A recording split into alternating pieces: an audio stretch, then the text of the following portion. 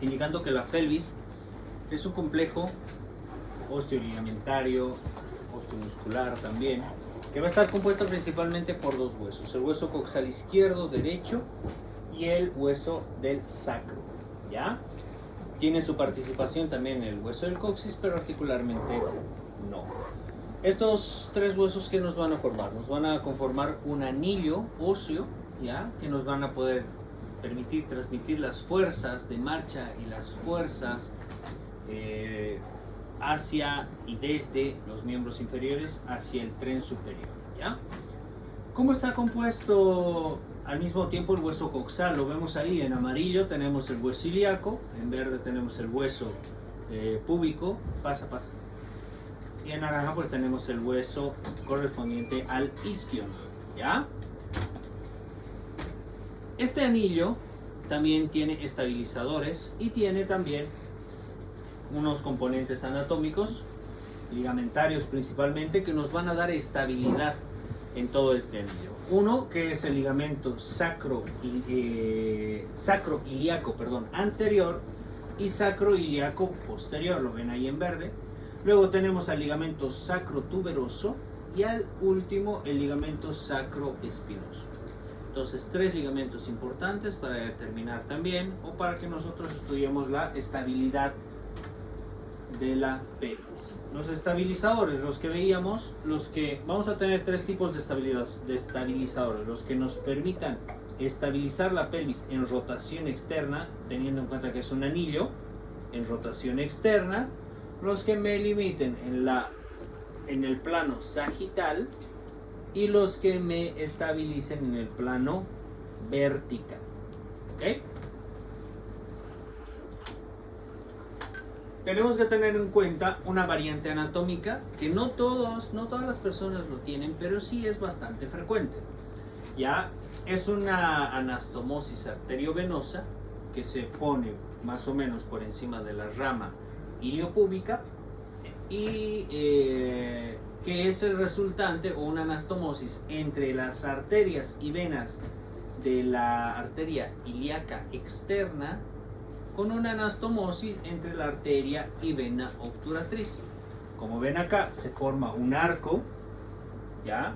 ¿Cuál es la importancia de esta anastomosis? Que su nombre particular es corona mortis. Este tipo de anastomosis en pacientes que sufren traumas de pelvis pueden llegar a lesionar esta anastomosis. Si se lesionan esta anastomosis nos causan hemorragias de muy difícil control que en muchos casos llevan a la muerte al paciente por un shock hemorrágico o un shock hipovolémico. Entonces nosotros el momento de tener presente un paciente con trauma de pelvis tenemos que tener en cuenta esta anastomosis y de que su lesión nos puede predisponer a sangrados abundantes y de difícil control. Luego en el abordaje también, nosotros en el momento de entrar a quirófano pues tenemos que entender de que puede tener esta variante anatómica y tener mucho más cuidado o identificarlo para no lesionarlo, ¿ya? Vean la cantidad de nervios y de paquetes vasculares que tiene la pelvis, el cual nos va a dar un cuadro o una patología bastante compleja que generalmente suele ser multidisciplinario por la cantidad de órganos intrapélvicos, estructuras nerviosas y estructuras vasculares que pasan dentro de la pelvis, ¿ya?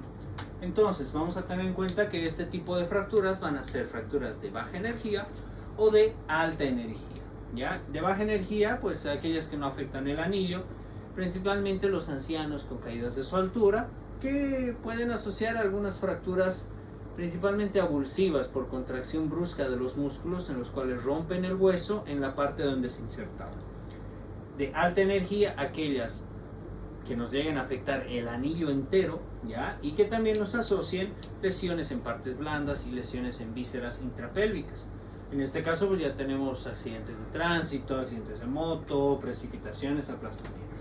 Tenemos que tener en cuenta que la mecánica de la fractura de pelvis principalmente depende del factor o del vector, mejor dicho, de la fuerza, ya si es de frente, si es lateral o en caídas de precipitación, ya sean en vectores verticales.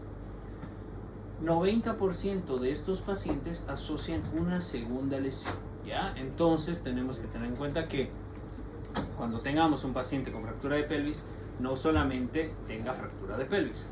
50% asocian un trauma de tórax, 40% tienen un trauma cráneoencefálico, igual un 50% tienen un trauma abdominal cerrado y otros 50-60% tienen un trauma en miembros superiores o inferiores.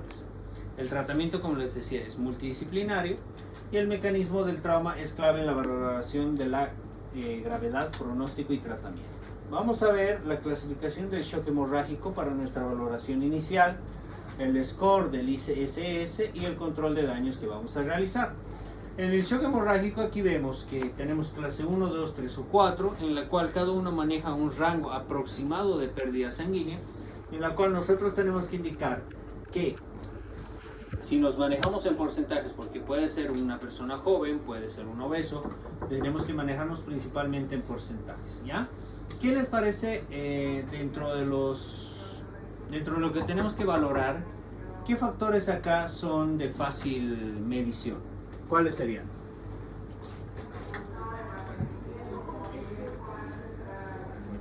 Vamos. ¿Cuáles dirían que son? ¿Ah? Frecuencia cardíaca, está bien, lo podemos tomar de manera fácil. ¿Qué más? Presión arterial, muy bien. ¿Qué más? Estado mental. Estado mental, podemos valorarlo rápidamente. ¿Y algo más?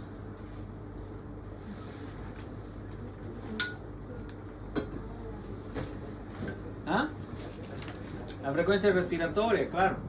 Entonces, si tenemos, miren, esos valores que son relativamente fáciles de tomarlos, con eso nosotros podemos ya determinar si este paciente ha sufrido una pérdida sanguínea en cierto porcentaje, ¿ya? Y si también, pues, este paciente pues me está asociando tal vez un shock hipovolémico, ¿no?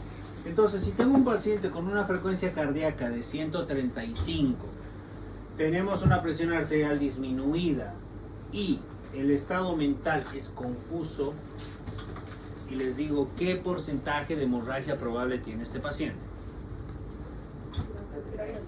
¿Ah?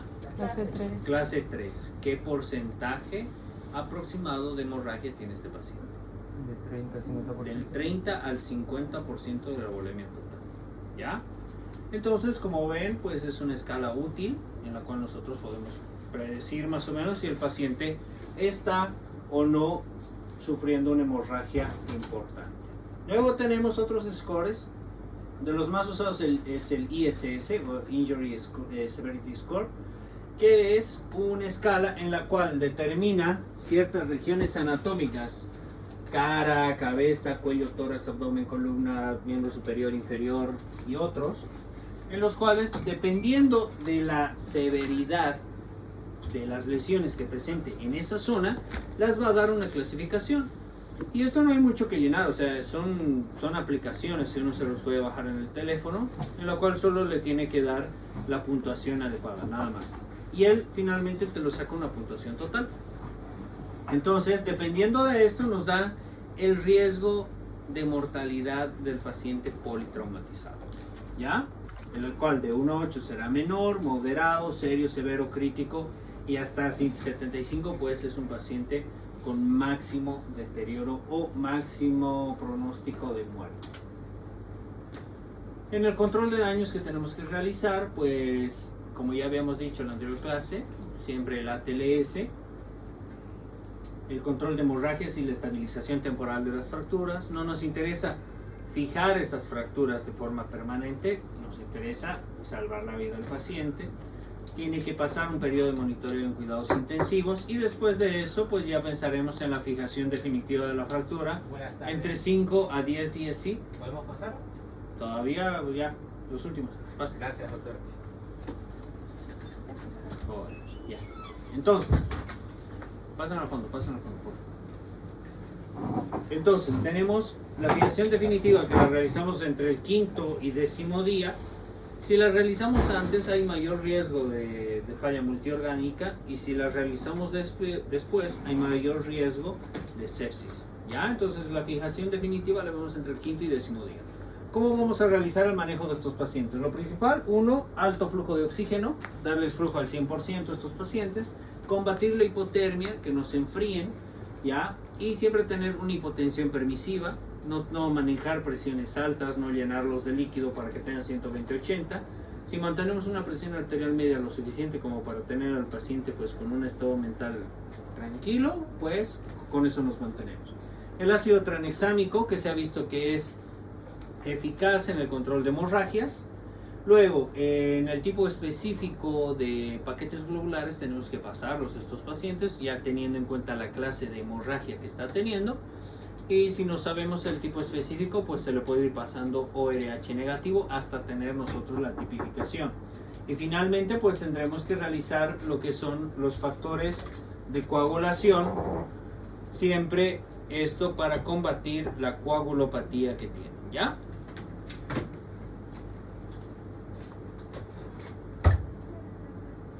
Muy tarde, vamos.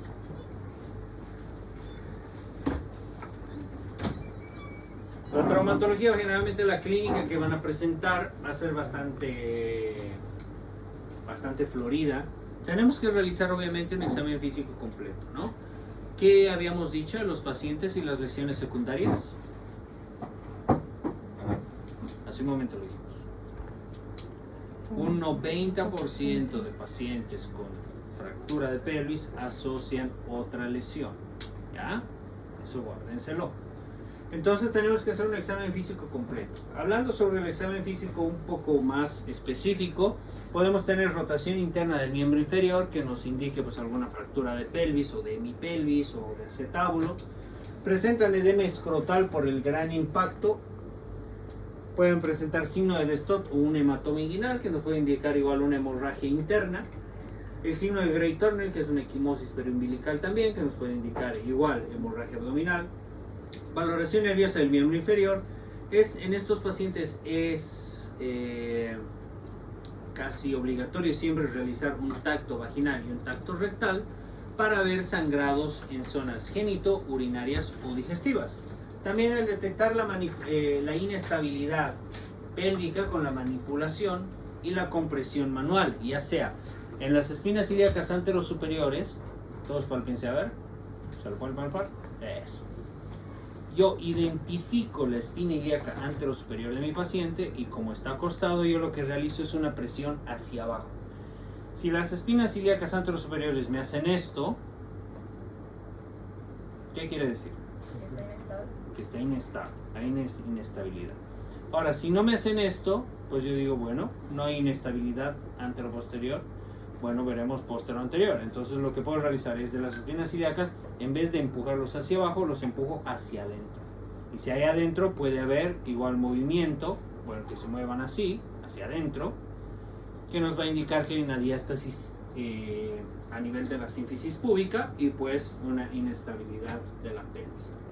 Y luego tenemos el signo de Morel-Lavallée.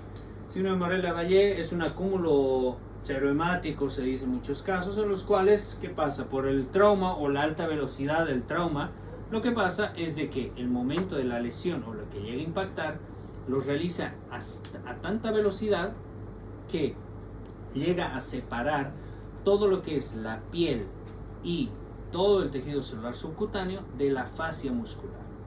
Entonces no es solamente de que hay una lesión a nivel superficial de la piel, sino es de que se ha llevado la piel y todo el tejido celular subcutáneo adyacente. Entonces hay una separación entre la fascia, la piel y todo el tejido celular subcutáneo, entonces se forma un tercer espacio.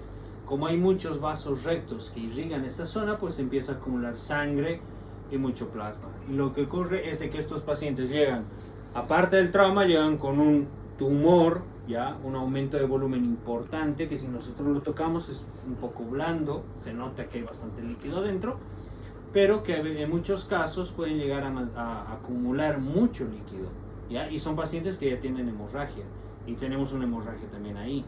Y si no pueden ser controlados, hay que drenarlos y hay que cauterizarlos en quirófano, hay que cerrarlos, ¿ya? Porque estos pacientes, como les digo, ya están perdiendo mucha sangre, y están perdiendo sangre también en el hematoma que se han formado ahí, ¿ya? Entonces es importante ver si tienen ese tipo de hematoma.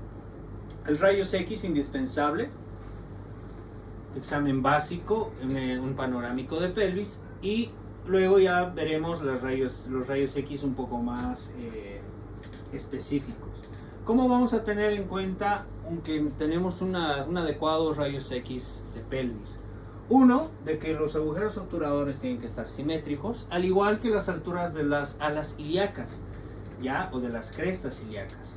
Generalmente en la placa se tiene que ver hasta L2 o L3, ¿ya? Y también se tiene que ver bastante adecuadamente pues la cabeza, el cuello, trocánter mayor y menor. ¿Cómo logramos eso? Al paciente, el momento que lo tengamos en la camilla, obviamente decirle al técnico, o si nosotros tenemos que acomodarlo, que ambos miembros inferiores tienen que rotar internamente 15 grados y separar los pies unos 10 centímetros. Entonces, si yo realizo eso, le hago rotación interna de ambos pies y los separo unos 10 centímetros, es muy probable que llegue a tener esta calidad buena de estudio radiográfico. ¿Ya? Luego la tomografía, que es importante igual cuando valoramos traumas con minutos, y que nos van a dar un panorama más exacto sobre el compromiso y el grado de lesión. Y el ECOFAST. El ECOFAST generalmente se realiza en emergencias, que es una serie de pasos en los cuales mediante un ecógrafo simple nosotros podemos determinar si hay líquido libre intraabdominal o en ciertas zonas abdominales que requieran tal vez una valoración quirúrgica de emergencia, ¿ya? Si lo estudian o si lo practican, pues es bastante útil en su manejo o en su actividad de médicos generales, porque son pasos relativamente sencillos en los cuales podemos determinar o diagnosticar muchas cosas en pacientes politraumatizados, ¿ya? Así que si un médico sabe realizar un ECOFAST, pues es algo bastante positivo.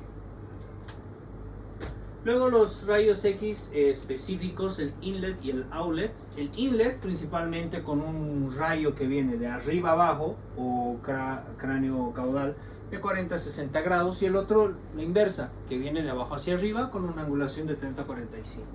¿Qué nos mide el inlet o qué vemos con el inlet principalmente? Pues el anillo pélvico. Y en el outlet lo que vamos a ver es principalmente agujeros obturadores, alas ilíacas y también techo de acetábulo. Y en la obturatriz y en la alar, como su mismo nombre lo dice, en la obturatriz lo que vamos a ver principalmente en una posición en la cual la paciente se coloca en forma oblicua y el rayo viene pues a la cadera más alejada de la camilla. Vamos a ver principalmente el agujero obturador, y también nos va a ayudar mucho a valorar lo que es acetábulo, ¿ya? El acetábulo para valorar fracturas. Vamos a ver así como la columna anterior, columna posterior y también pared anterior y pared posterior del acetábulo. Y lo contrario para el alar. En este caso la paciente se pondrá oblicua y será la cadera más cerca a la camilla, ya la que valoraremos. Y como su nombre lo dice, lo que veremos principalmente o valoraremos es el ala ilíaca, y también se valorará pues cierta parte de la columna posterior del acetábulo.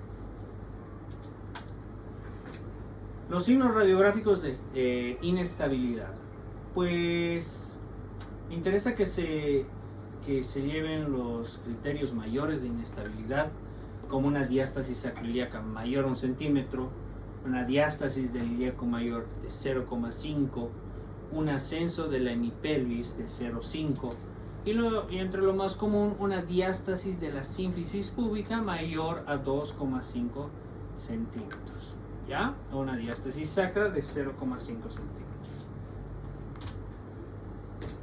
Vamos a hablar de las clasificaciones. Las clasificaciones, por ejemplo, de Thiele.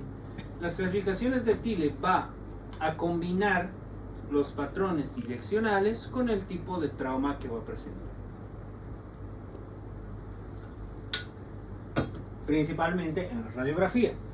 Entonces vamos a determinar que hay 3 tipos en la clasificación de Thiele: estables o tipo A, rotacionalmente inestables pero verticalmente estables, tipo B, y en la tipo C, que van a ser rotacionalmente y verticalmente inestables, ¿ya? Las tipo A, las que nos van a comprometer todo excepto el anillo pélvico. Nos van a comprometer a la ilíaca, nos comprometerán sacro, nos comprometerán coxis, pero no nos van a comprometer el anillo pélvico como tal. En las tipo B vamos a tener una inestabilidad rotacional, pero no vertical. Y en las tipo C vamos a tener inestabilidad rotacional como vertical. ¿Me entienden? En las tipo B están las famosas fracturas en libro abierto de la pelvis, ¿ya? En las cuales hay una inestabilidad rotacional y en las cuales va a haber una diástasis de la sínfisis pública. Luego tenemos la clasificación de Young-Burgess. La clasificación de Young-Burgess, ¿qué es lo que explica? Relaciona el tipo de fractura que nos presenta el paciente con la dirección de la fuerza aplicada. Nos relaciona el tipo de fractura en relación a la fuerza aplicada. Entonces, va a haber 4 tipos. Uno, que va a ser las de compresión lateral, ¿ya? Lesiones óseas por compresión lateral. Las lesiones por compresión antero-posterior. Aquellas por cizallamiento vertical o aquellas por compresión. Aunque sepan que son las 4, está súper bien. Luego tenemos las fracturas de sacro. Las fracturas de sacro que las podemos clasificar respecto a la forma que presentan estas y también respecto al sitio anatómico que también estén. ¿Ya? Tenemos la clasificación de Dennis, que es la más utilizada, en la cual Dennis parte en 3 tercios, ¿ya? La parte izquierda o derecha del sacro, en la cual la parte interna es la afectación o afectación espinal, el tercio medio por donde están las forámines es la región transforaminal y la región 1 o Dennis 1 es la zona alar del sacro. ¿Cuál es la fractura más común a nivel del sacro?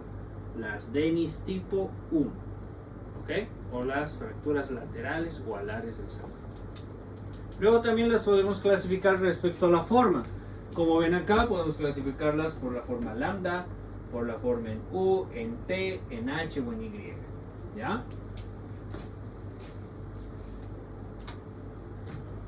¿Cuáles son las lesiones asociadas más frecuentes en fracturas de pelvis? Las lesiones genitourinarias y más en masculinos por la disposición anatómica del uretra.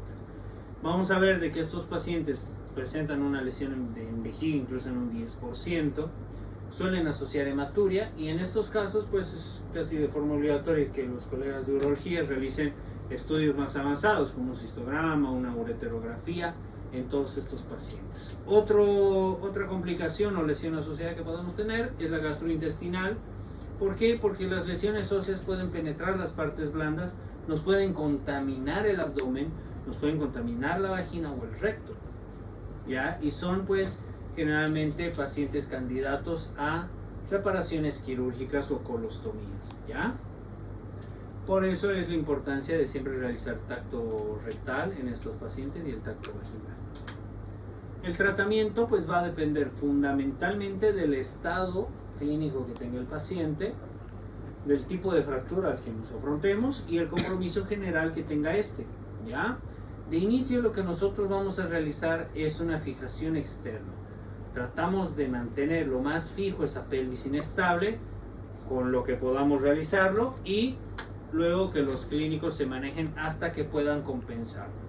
Un manejo que tenemos pues puede ser el marco pélvico con tutores externos y también la tracción esquelética, como ya habíamos visto en una férula de Brown, en la cual con una serie de poleas le pongo un peso y de cierta forma estabilizo la fractura.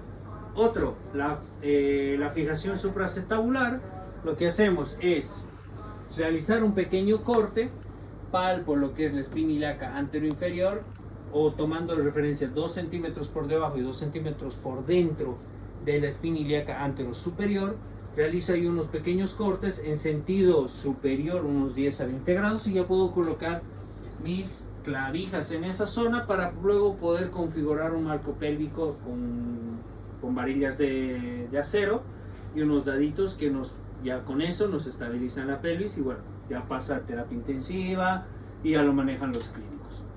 Otra fijación también es nosotros agarramos el espesor de la cresta ilíaca Entonces lo que realizamos es colocar esa altura a través del espesor de la cresta, pues ya las clavijas, y luego ya configuramos nuestro tutor externo.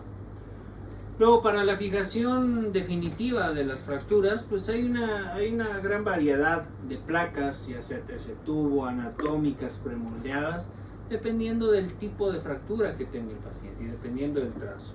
Obviamente, una vez que el paciente esté en condiciones estables. Podemos realizar, como ven ahí, con placas anatómicas en la sínfisis púbica para fracturas en libro abierto, o fracturas también para el ala ilíaca o la articulación sacroiliaca. Podemos realizar también abordajes posteriores con placas anatómicas, tornillos, ya todo dependerá del tipo de fractura que tiene. En muchos casos, para la osteosíntesis de la sínfisis púbica, tenemos que realizar el abordaje de tipo Pfannenstiel. ¿Ya? Las que se realizan, ¿en qué se realizan las tipo Pfannenstiel? Tipo Pfannenstiel, ¿a quiénes les hacen? Muy común. Nadie. En las cesáreas. ¿Ya? En las cesáreas pues se realiza un abordaje Pfannenstiel. ¿Ok? Si podemos realizar un abordaje longitudinal anterior, como ven acá en la imagen, pues también podemos realizar un abordaje de estopa que nos da un poco más de campo para abordar todo lo que es la zona posterior del anillo y tener una visualización de la zona anterior también del anillo. Las complicaciones que tenemos, como ya habíamos dicho antes, el shock hipovolémico, la infección, la sepsis, trombosis, TEP, lesiones neurovasculares, lesiones urinarias entre las más frecuentes que ya habíamos dicho, pérdida, reducción, pseudoartrosis o calcificaciones heterotópicas. ¿Ya? Eso sería todo, muchachos. ¿Listo? ¿Alguna pregunta?